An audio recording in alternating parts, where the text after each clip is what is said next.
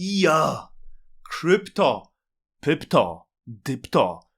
Pipto. Update on Crypto Pipto from one and only Don Kryptonium, the greatest investor, philosopher.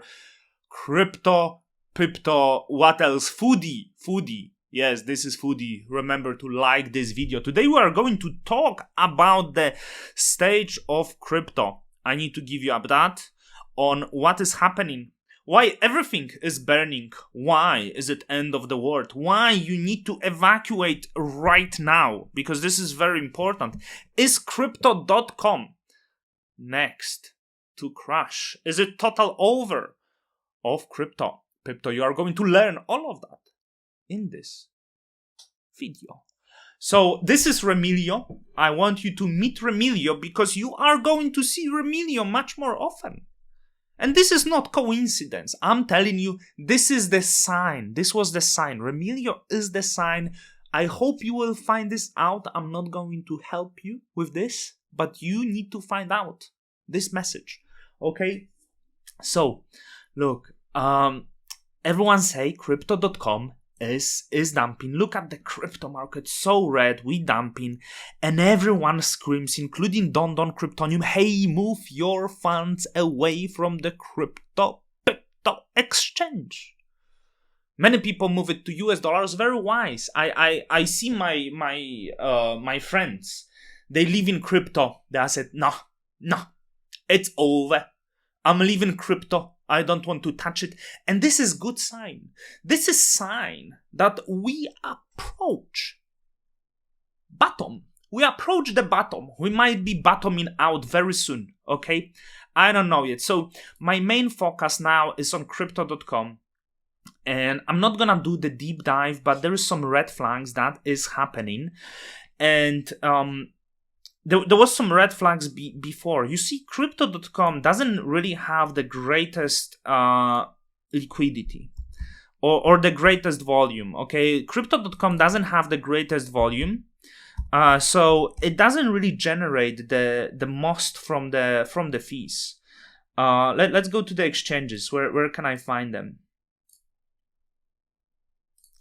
So, of course, it's one of the largest exchanges. It's well regulated. It's really... So this is something weird because Crypto.com up to a few days ago had the trust score rank on the CoinGecko 10 and they just downgraded to 9, which is like total nonsense. This CoinGecko ranking systems, they can change it anytime and it doesn't mean anything. You know, Crypto.com is regulated in like plenty of places. Like really, they got licenses pretty much everywhere, but you can see the volume is like meaningless. It's like at $600 million.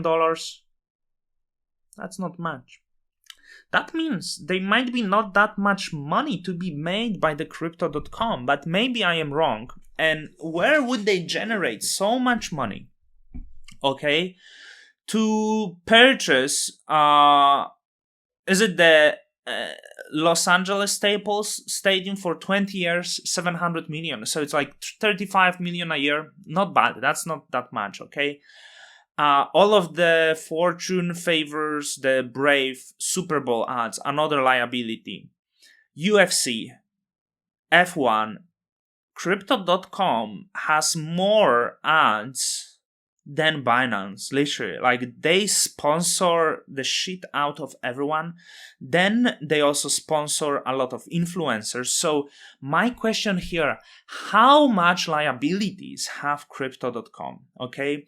Because I tell you, this proof of reserves is like it's meaningless. You cannot judge the reserves without liabilities, because if there is the exchange that have very small reserves, like $100 million, but they have no liabilities, it says like, hey, this is pretty much healthy, right? It's healthy.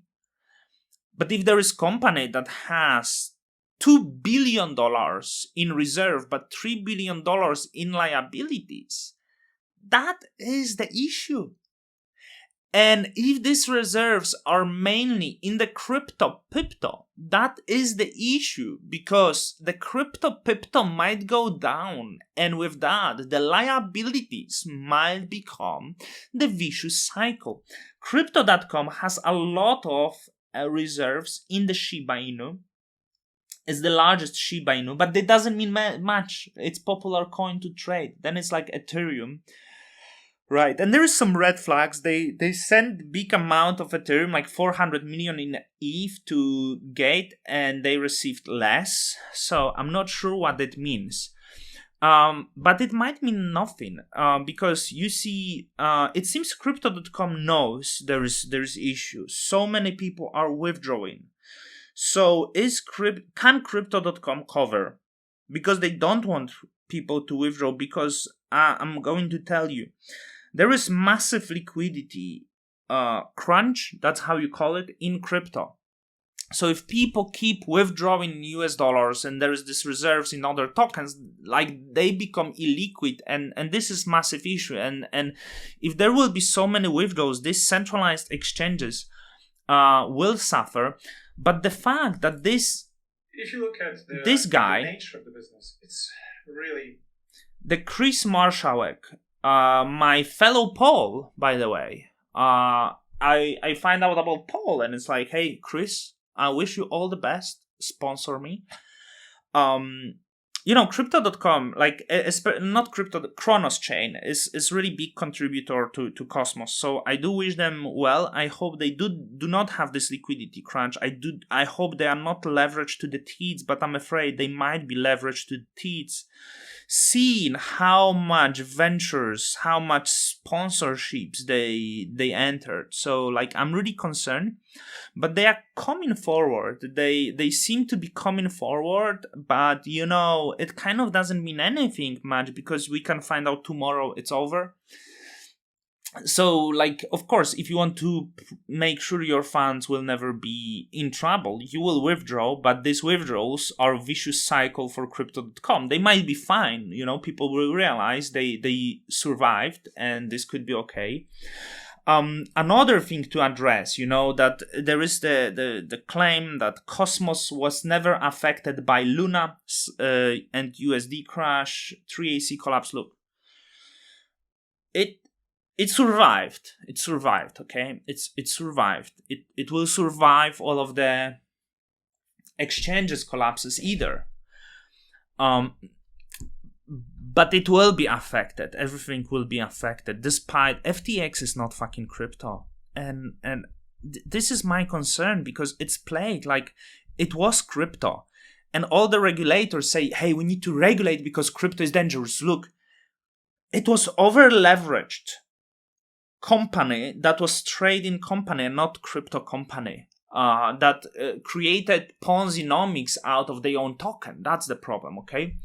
Luna UST crash like sucked out so much from liquidity on osmosis and was responsible for massive osmosis crash. All of that. FTX, of course, dragging all crypto down because everyone is escaping. I wonder, like, it depends how much of liquidity is on these centralized exchanges in Cosmos when the centralized exchanges go bust, okay? Because that will get liquidated. So this is one thing.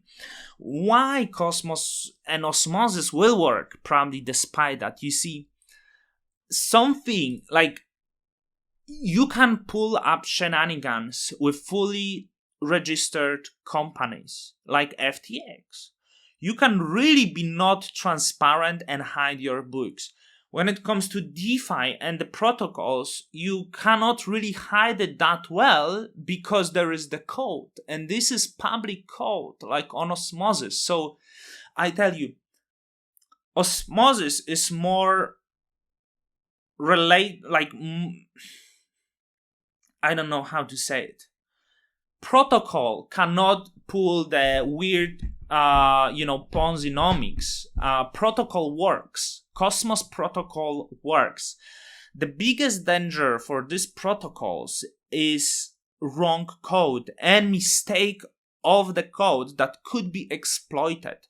So when you build decentralized systems, the most important thing is to make sure that the code is secure so it will not be exploited. And I could present here Jacob Gadikan, who always gets crazy about the code. and annoys everyone on Twitter and pulls all the wars. But you also want a person like Jacob Gadikan, because you can think, hey, chill the fuck out. Like, I just want to validate, I just want to stake, I want to get my rewards. The problem is, if these protocols have mistake in the code that gets exploited and the funds get drained, this is over.